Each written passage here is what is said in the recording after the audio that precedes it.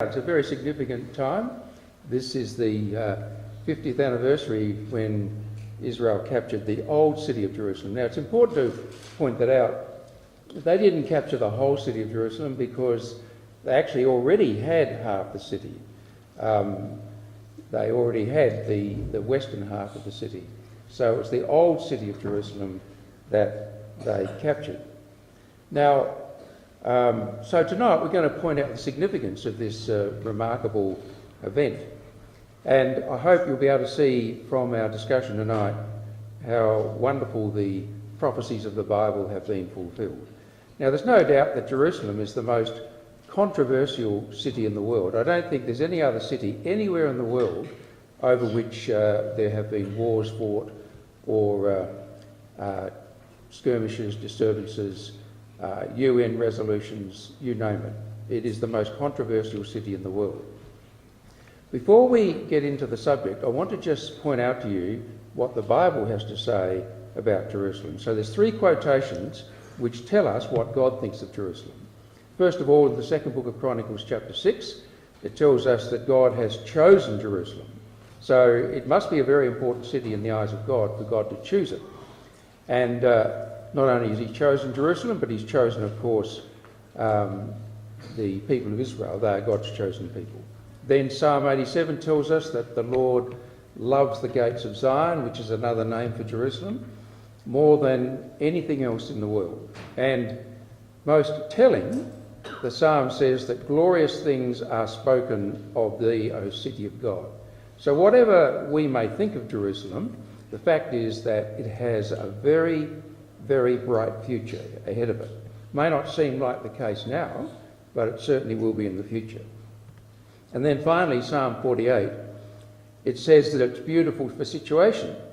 It may not look like that now, but the fact is that in the future, the area where Jerusalem now is situated is going to be elevated, and in that area the temple of God will be built.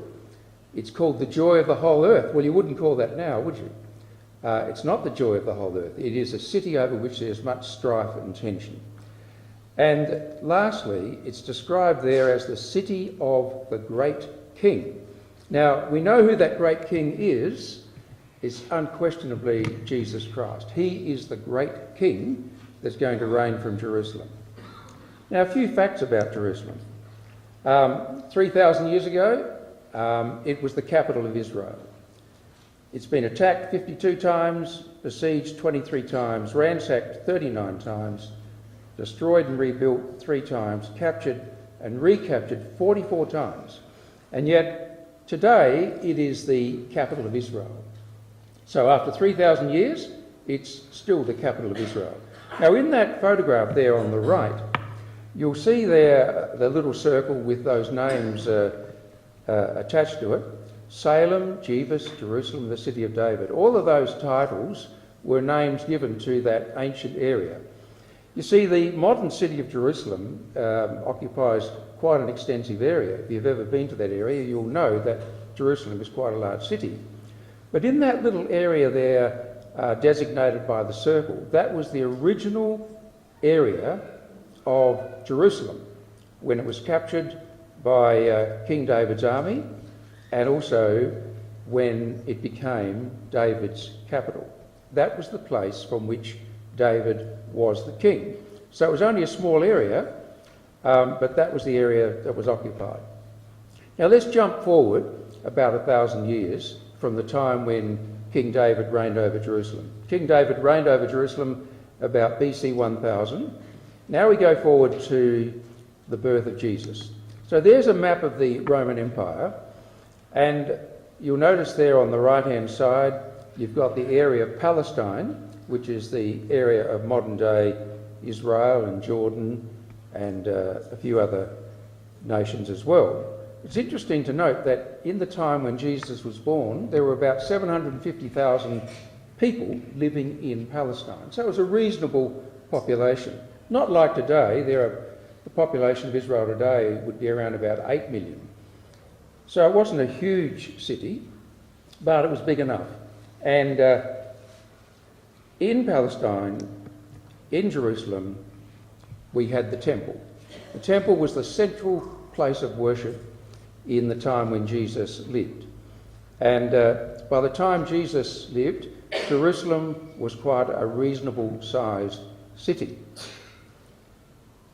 For many months before Jesus died, the inhabitants of Jerusalem, the people, had gradually turned against him.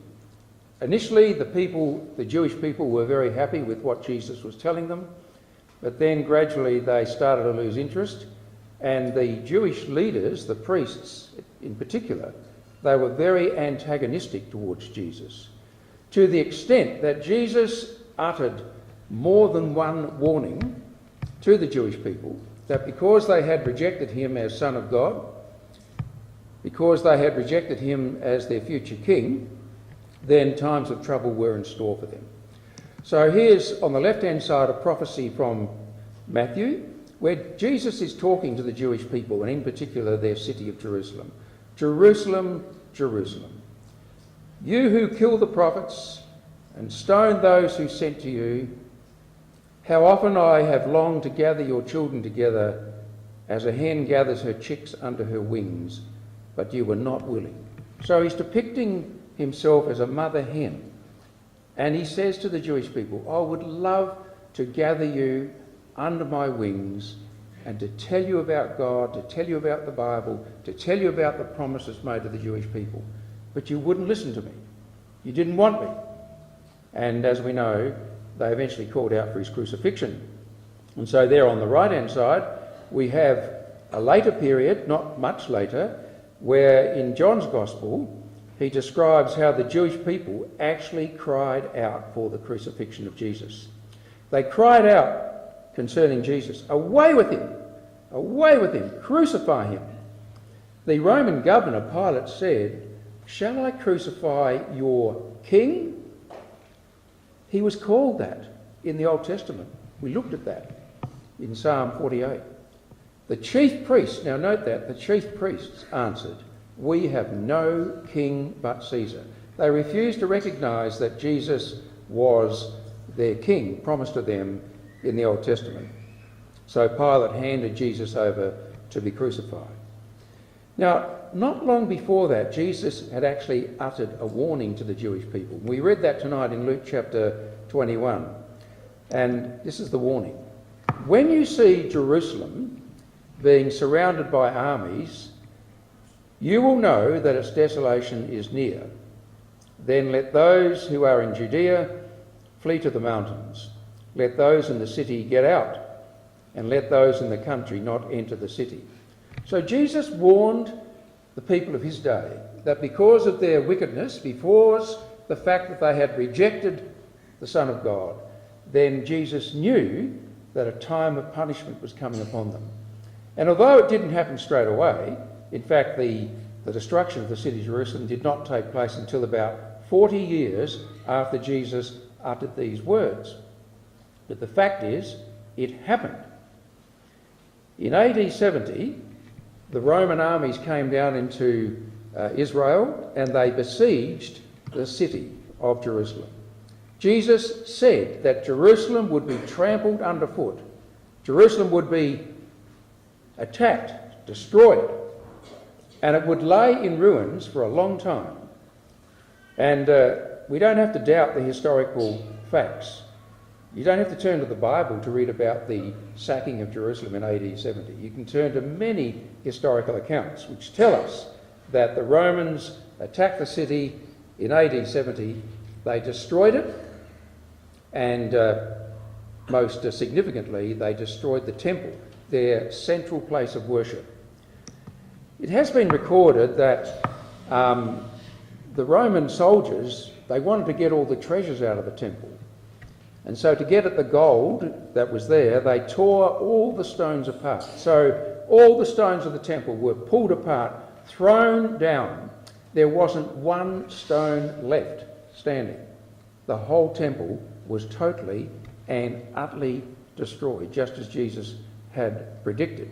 Now, if you go to Jerusalem today, you'll go to a place which is known as the Wailing Wall or the Western Wall, and it's a huge structure, made up of very big stones carved out of the rocks surrounding Jerusalem. And sometimes you might think, well, I thought Jesus said that the temple would be totally destroyed and there wouldn't be one stone left upon another. And yet here we are at the Western Wall, and it's a huge wall, so was the prophecy incorrect? Well, no, it wasn't incorrect, you see, because the Western Wall that is there today is not the original temple, it's just the foundation structure upon which, on a smooth plateau type area, the temple was built. So the actual temple itself was totally destroyed, but the foundation wall, which enabled the Jewish people to build up the land surface to build the temple, well, that's still there, but that wasn't part of the temple. So Jesus said they'd be led away captive into all nations. And once again, history testifies to that fact. So what I'm giving you initially tonight is a little bit of a history of the city of Jerusalem, how it came about in the first place and what happened to it. Now, after the invasion by the Romans, a few years later, a magnificent stone arch was built, and it's still there today in the city of Rome. It's called the Arch of Titus because Titus was the Roman general that was involved in the sacking of Jerusalem. And Jesus said Jerusalem would be trodden down. And you can go to that arch today and you can see inscribed on the insides of the arch a depiction of the Romans taking away to Rome what they had captured from the temple, the 7-branch candlestick and other notable features of the temple. So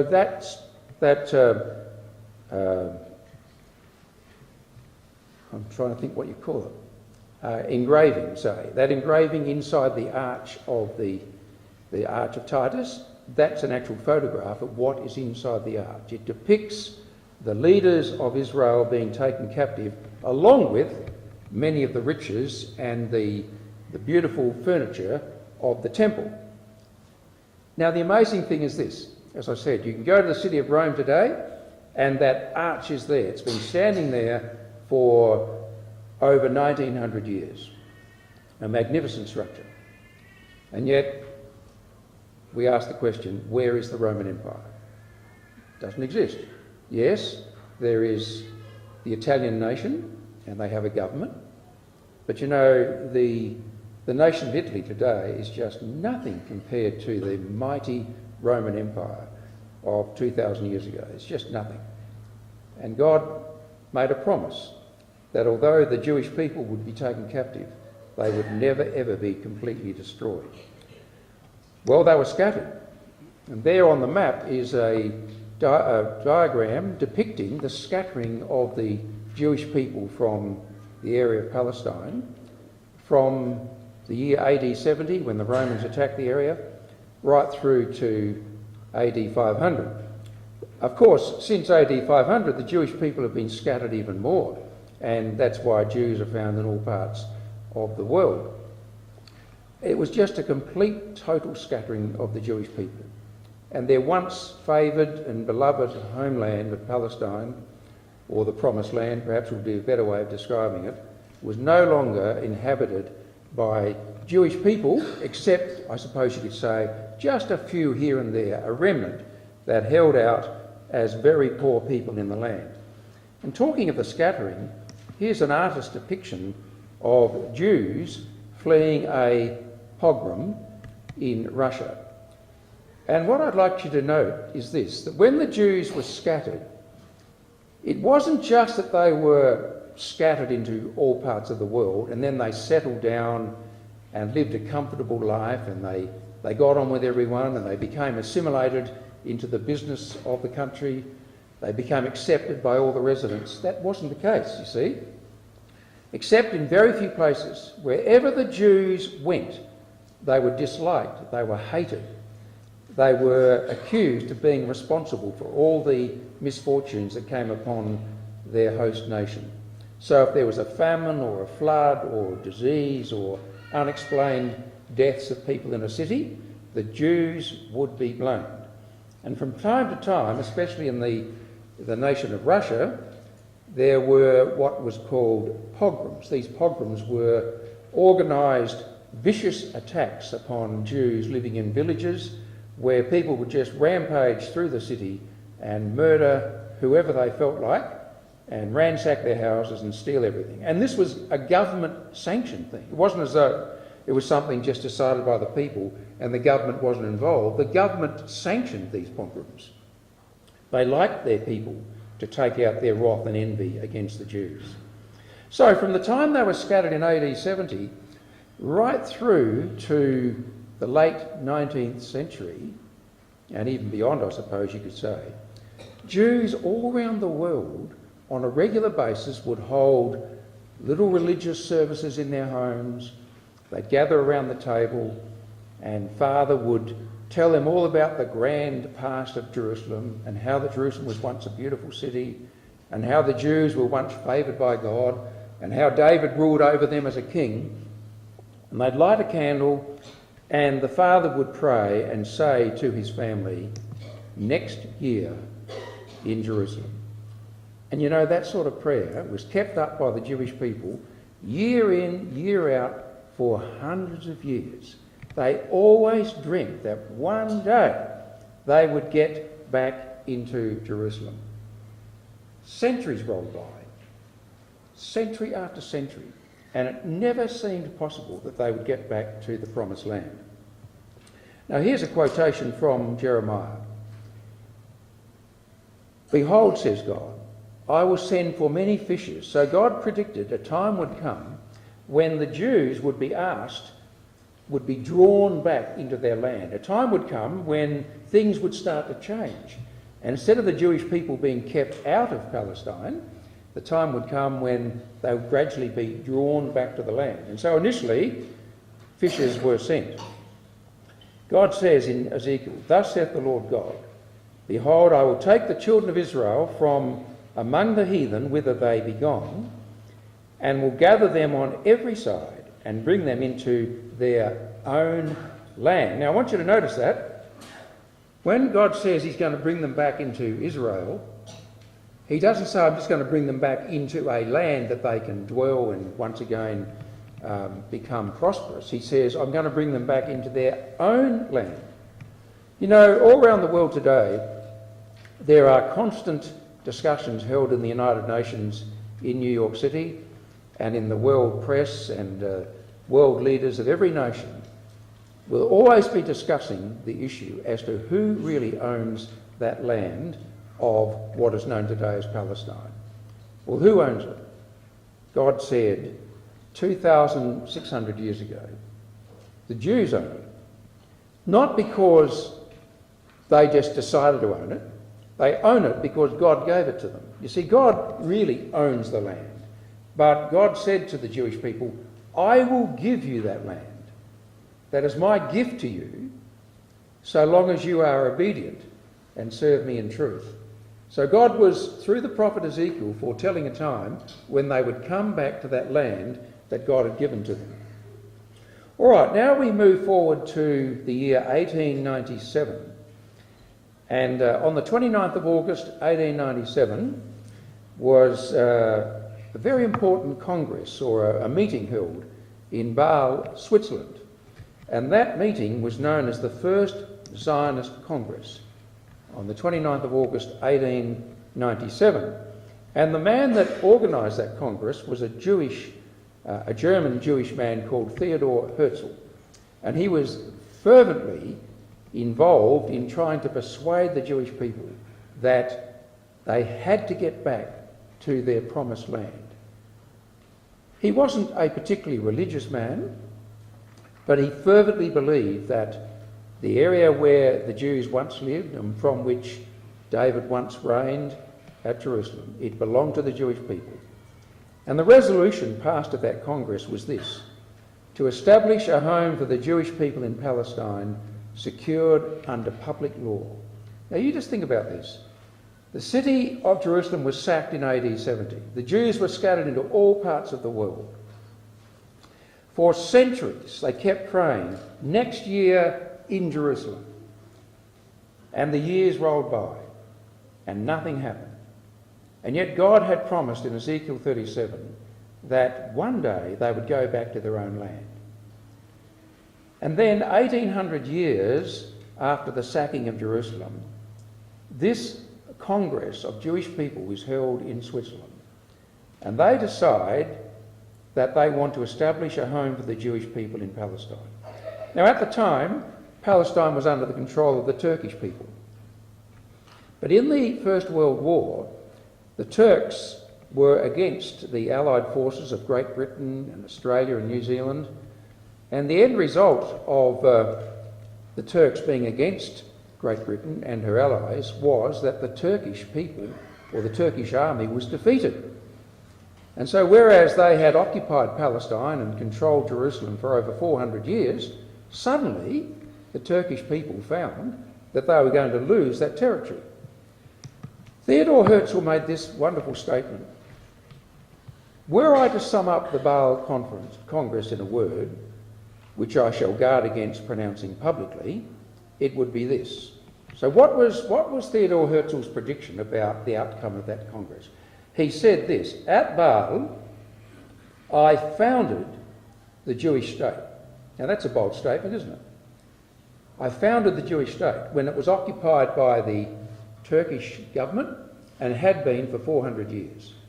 And yet he says, I founded the Jewish state. If I said this out loud today, I would be answered by universal laughter. But he says, perhaps in 5 years, certainly in 50 years, everyone will know that this statement of mine will be true. He wasn't a religious man. This is not God speaking to people through Theodore Herzl. This was just his dream. This was just his desire. And yet, remarkably, he was accurate almost to the day. So we go forward now, to 1917, 100 years ago, 1917. So what happened then?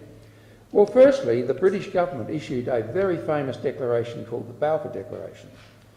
In that declaration, the British government said that they were very favourably disposed to helping the Jewish people establish a home for themselves in Palestine. Can you imagine how the Jewish people would have thought, or what they would have thought when they received that letter? How would you think? Your people have been scattered all around the world for 1900 years. The land had been occupied and controlled by the Ottoman Turks for 400 years. On the 3rd of November 1917, or 2nd of November, in 1917, when the British Foreign Office uttered this statement in giving the okay for the Jewish people to go back to the land, at that stage the British army hadn't even conquered the Ottoman Turks. They had just captured, effectively, one city, and that was Beersheba. All the rest of the land had yet to be conquered by the British, and yet the British government was confident enough to say, we will allow the Jewish people to go back. And then just over a month later, the general in control of the siege against the Turks, General Allenby, he marched into Jerusalem on the 11th of December 1917. The city was captured by the army on the 9th of December, but the official taking of the city was when General Allenby walked into the city on the 11th of December. Now, you remember I said earlier that Psalm 48 said that Jerusalem was the city of the great king. General Allenby, in charge of the British forces, was a man that knew his Bible. And surprisingly, so also did the British cabinet. Many of the British cabinet members were very religious men, and they knew their Bible. And they knew that one day a Jewish king would ride into Jerusalem. Allenby knew that. And so when he came to the gates of Jerusalem, he deliberately, as instructed by the British cabinet, got off his horse and he walked into Jerusalem, as you can see him there. He walked in. And the reason being is, it's not for him to ride into Jerusalem, that that magnificent act is reserved for the future king. So he wouldn't ride in, he walked in. And you can see there from the newspaper heading, Jerusalem rescued by the British after 673 years of Muslim rule. Now I thought it was 400, so I was about 50% out. But anyway, it was a long time, wasn't it? All right, so the British have captured Jerusalem, and later on they were able to conquer the whole territory of Palestine and take it from the Turks. The Jewish people then worldwide were allowed to go back to their land. But it wasn't long before a very terrible menace against the Jewish people developed in Nazi Germany. And Adolf Hitler made it very plain, not only in writing but also in his statements, that he wanted to annihilate the Jewish people. And on the 20th of January 1942, a very important meeting was held in a suburb of Berlin by Lake Wannsee. And in quite a nice building in Wannsee, a meeting was held amongst some very important high-ranking army men, government men of Hitler's Nazi party. SS official Reinhard Heydrich held the meeting of Nazi government officials to present the final solution. What was the final solution? It was a meeting held to decide how they would destroy every living Jewish person in all of Europe, including Russia. At this meeting, known as the Wannsee Conference, the Nazi officials agreed to SS plans for the transport and destruction of all 11 million Jews of Europe. The Nazis would use the latest in 20th century technology, cost-efficient engineering and mass production techniques for the sole purpose of killing off the following racial groups: Jews, Russian prisoners of war and gypsies. Their long-range plans, unrealised, included targeting some 30 million Slavs for death. And on the right-hand side we have written in German the various nations of Europe with the estimated number of Jewish people living in those nations. And although we can't read all of the German words, but the fourth name down is called the General Government, and that was a territory which was once part of Poland. And in 1942 there were still 2.2 million Jews living in that area. We go down to Germany and there were about 700,000 there.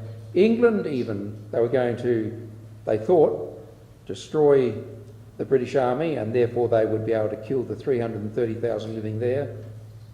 Romania had 342. But look down the bottom, the USSR, the old name for Russia and her satellite nations, 5 million Jews, 11 million in total.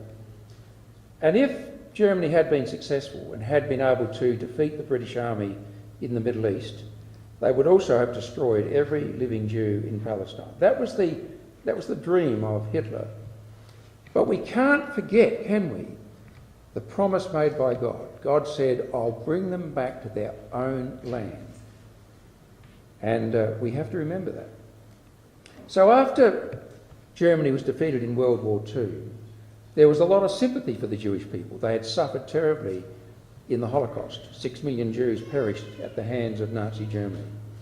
So in 1947, the United Nations held a meeting. And on the 29th of November 1947, the outcome of this special meeting to decide what to do with Palestine was this, that they decided to divide Palestine into an Arab state and an Israeli state, and it was approved by more than a two-thirds majority. And down the bottom you have the map. The sort of the pinkish area was the territory allocated to the Jewish people, and the green area, now is that right? No, the green area was the territory allocated for the Jewish people, and the pinkish area was that allocated to the Arabs. Now what I want you to notice is that as far as Jerusalem was concerned, the United Nations said that it would belong to neither side. It would be known as an international city. So let's just think again.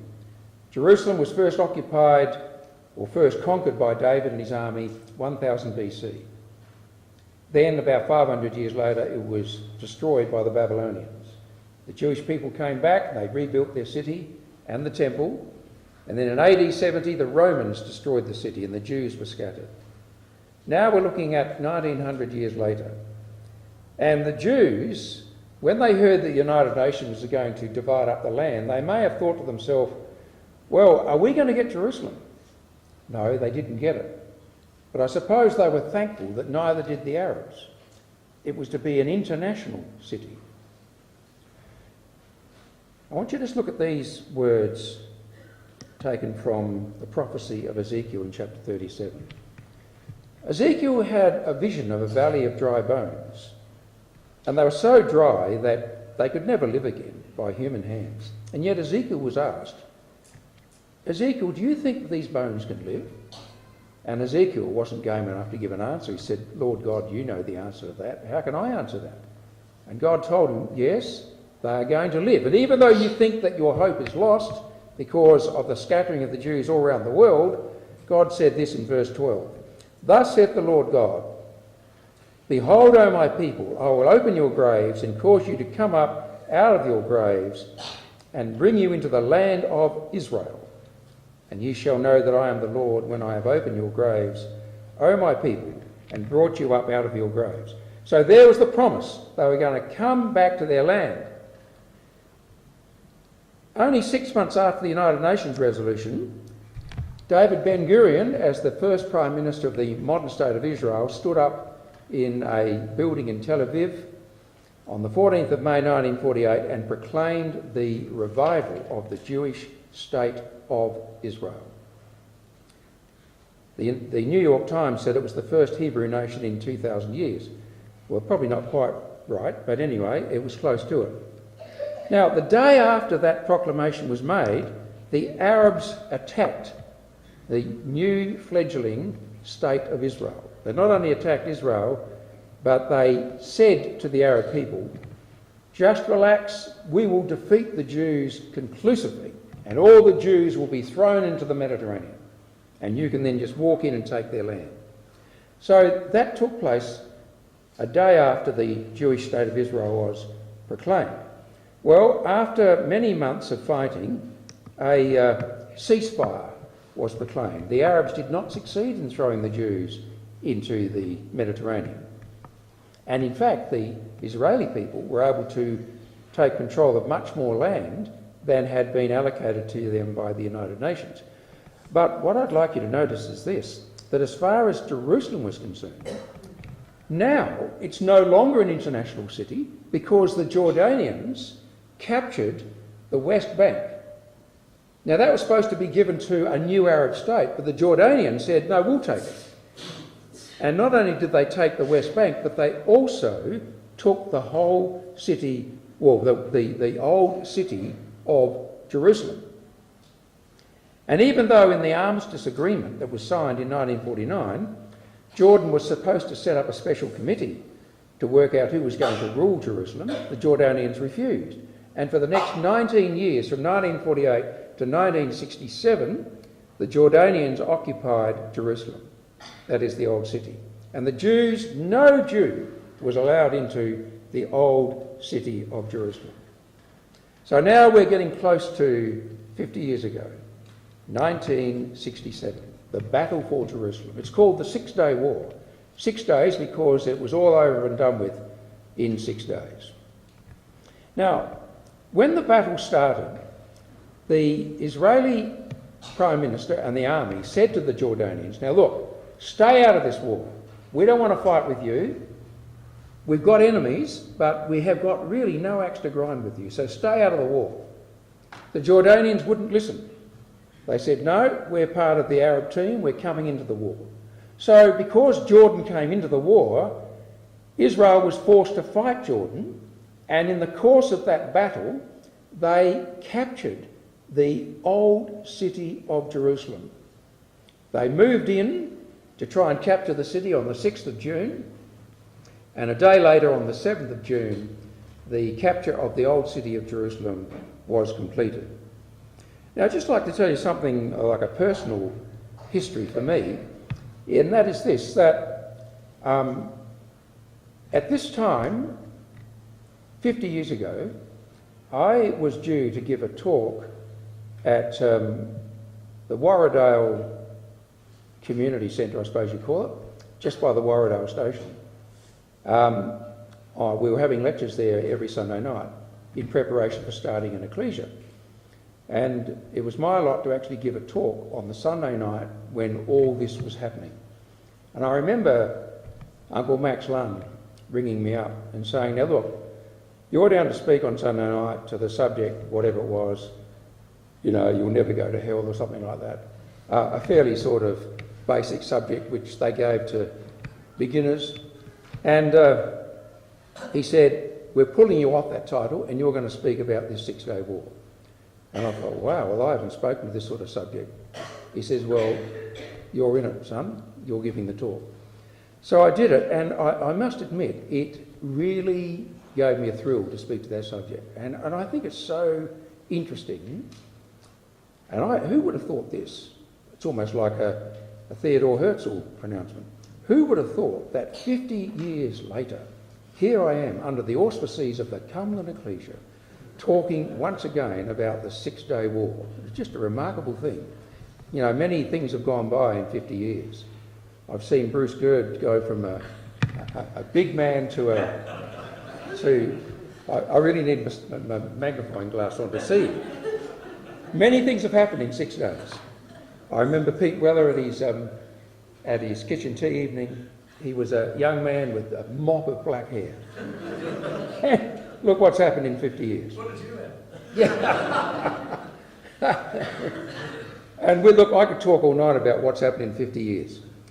Also, another interesting thing, you may already know this, but I was also married in 1967, not long before the war. In fact, it's always...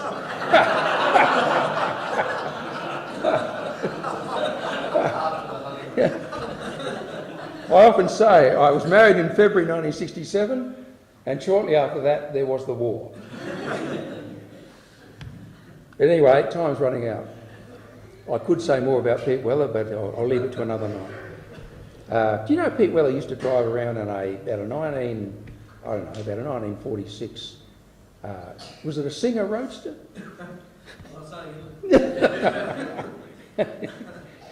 His dad got up at the kitchen tea. Sorry, his father-in-law got up, Uncle Art, and he was giving a talk about Pete Weller.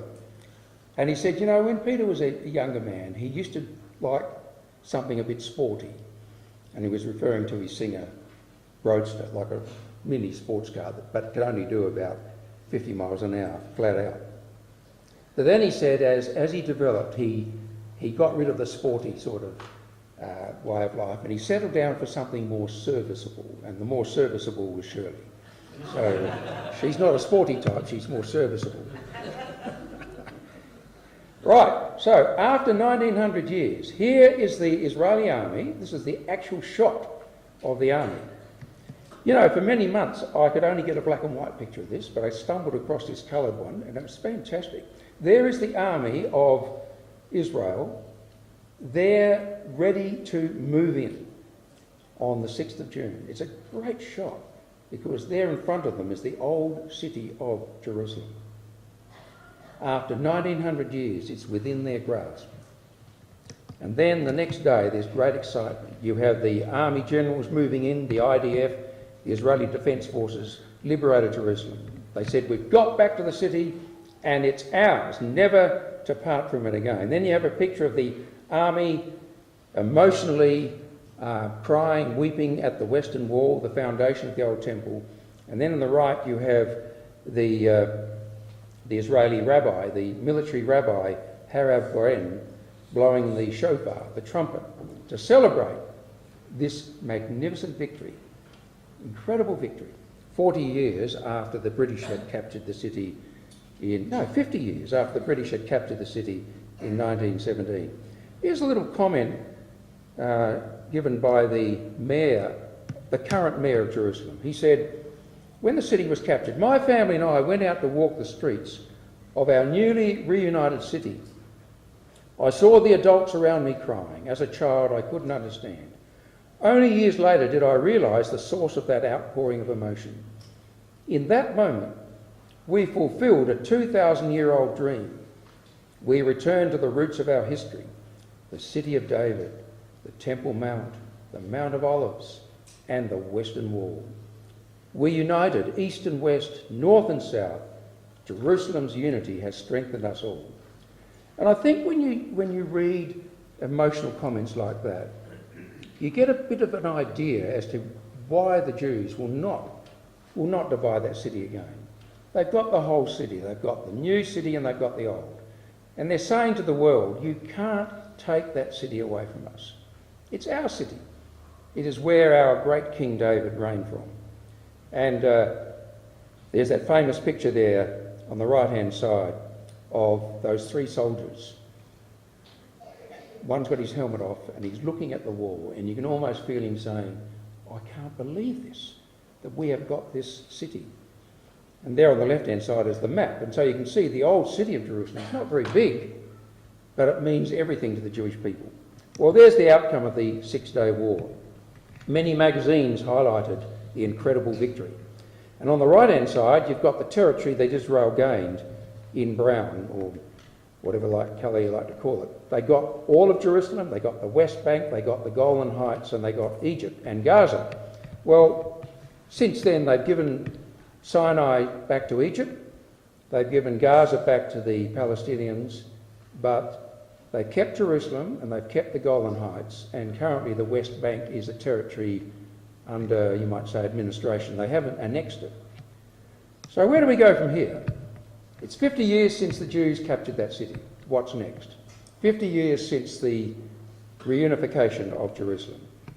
50 years is very significant in the Bible. It's called a Jubilee year, and it signifies a period of release, of happiness, a time when everyone rejoices in what God has given to them.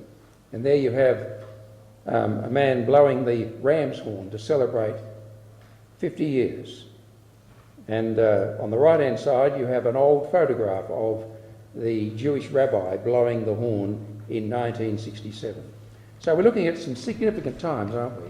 100 years ago, the British captured Jerusalem from the Turks. In 1967, the Israelis captured the city from the Jordanians. And in 2017, it's the 50th anniversary and also the 100th anniversary since 1917. So I've been told, and I picked this up from the internet, that the original Balfour Declaration is going to be displayed in Israel this year. That's something really exciting. So what does this mean to us? Well, the Lord said in Luke 21, as we read this evening, Jerusalem will be trampled on by the Gentiles, that is, the non-Jewish people, until the times of the Gentiles are fulfilled. And Jesus said, I tell you that this generation will not pass away until all these prophecies have been fulfilled. And that statement by Jesus has been very, it's sort of arrested our interest, hasn't it? Year in, year out. What is the generation that will not pass away? Let's just digress for a moment. In the Bible, Israel is depicted as a fig tree. So whatever happens to Israel is described in fig tree terms. So Matthew 24, now learn the parable from the fig tree, he said. When its branch has already become tender and puts forth its leaves, you know that summer is near. So you too, when you see these things, see what things? See the re-establishment of the State of Israel on 14th of May 1948. See the capture of Jerusalem by the Jews on the 7th of June 1967.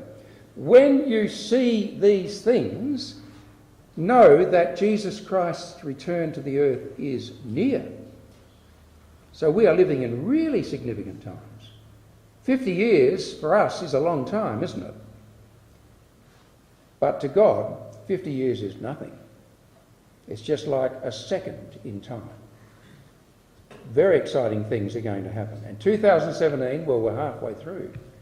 What's going to happen? I can't tell you. In the Bible, Jerusalem is described as a burdensome stone. Now, what that means is that whenever nations try and solve the Jewish problem, that is, who owns Jerusalem, it becomes something so burdensome, so difficult, that they can't arrive at a solution. And this burdensome stone concept of Jerusalem is going to keep going until the Battle of Armageddon. And in the Bible we have depicted very clearly the end siege of Jerusalem.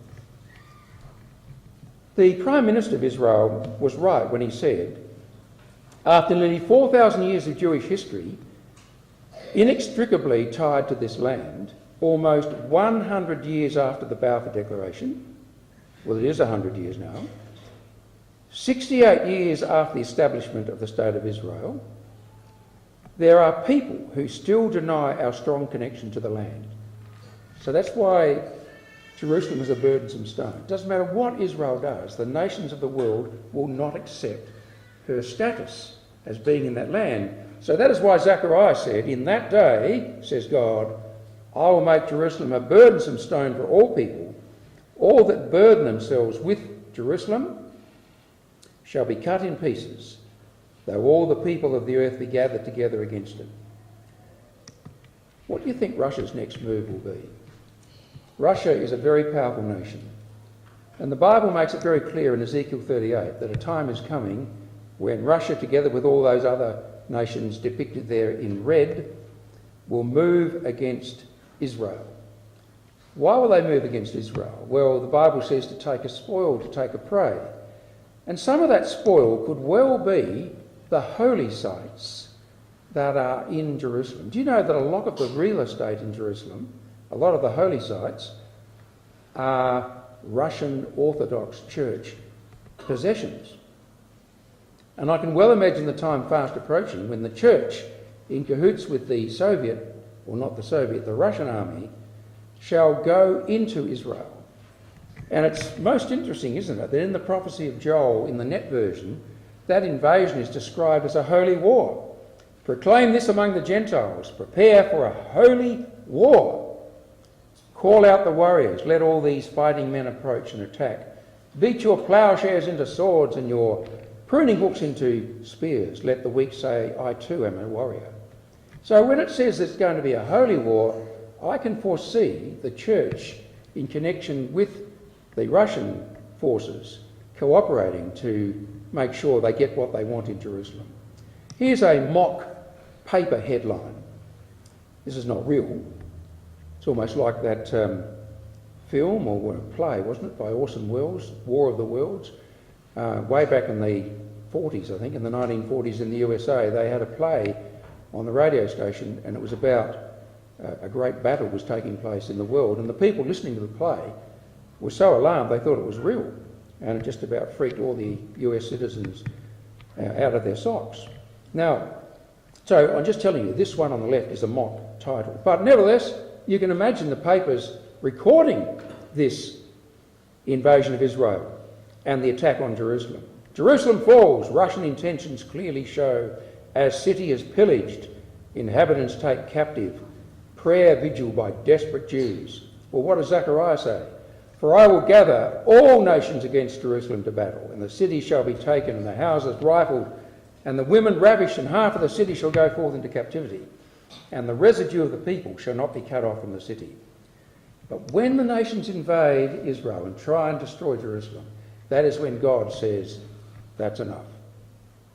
I know my people have been wicked. I know they deserve judgment, but they don't deserve annihilation. And they're not going to be annihilated, says God.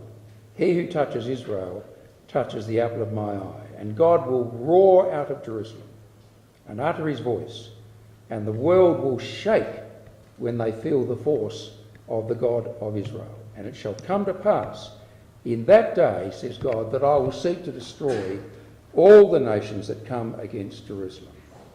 And after that mighty battle of Armageddon, what do you think is going to happen to Jerusalem? It shall come to pass that everyone who is left of all the nations which came against Jerusalem shall go up from year to year to worship the King. You remember Psalm 48? The city of the great King. Jesus reigning on behalf of the Lord of hosts, and to keep the Feast of Tabernacles. So it's no wonder we should be keeping our eyes on Israel in 2017.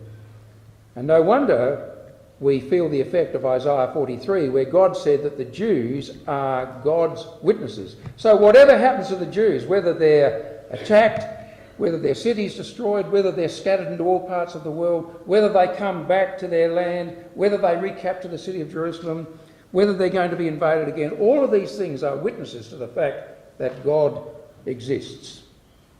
Now I'm just going to take you back to that thought, this generation shall not pass away. What is a generation? In Psalm 90 we have these words. The days of our years are 60. Well, that's 70. Sorry, that's 60. 60 years and 10. I almost thought I had to go back to Blackwood High School with John Sylvia. Now, and if by reason of strength they be 80 years, well that's 80 years, yet is their strength labour and sorrow, for it is soon cut off and we fly away. So, what's the generation? Here's a thought. 1947, the UN resolution. 1948, the State of Israel. 70 years from there is now and next year. If you extend it to 80 years, it puts us through to 2027, 2028. Just a thought. There has to be an explanation for that statement by Jesus, that this generation shall not pass away. I think the discussion point has always been, where do you start the generation from? That's the interesting question, isn't it?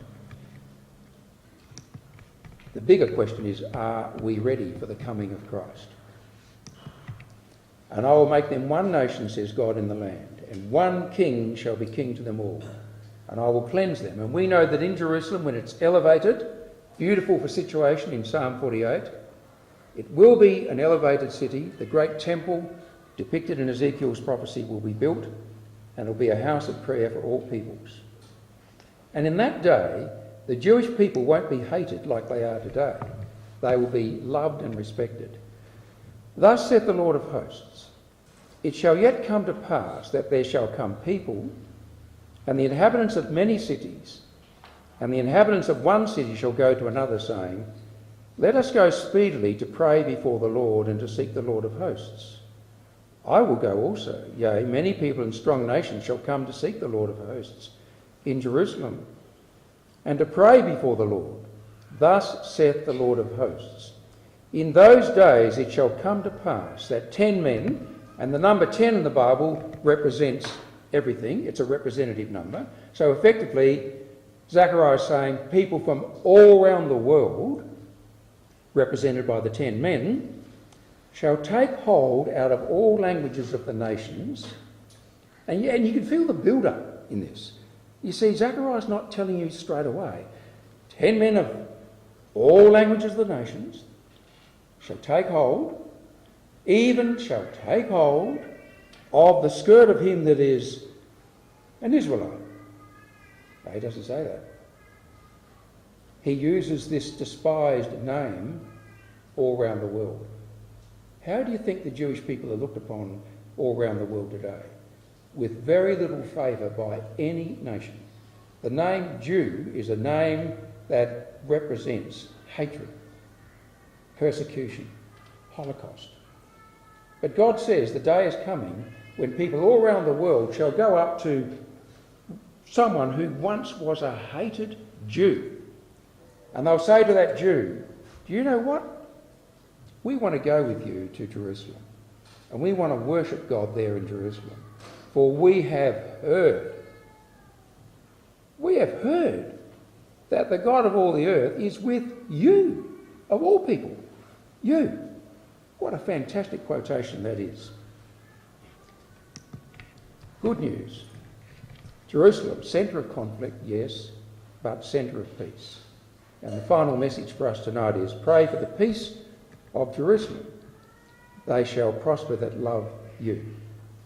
So that's the history and the future around June 1967.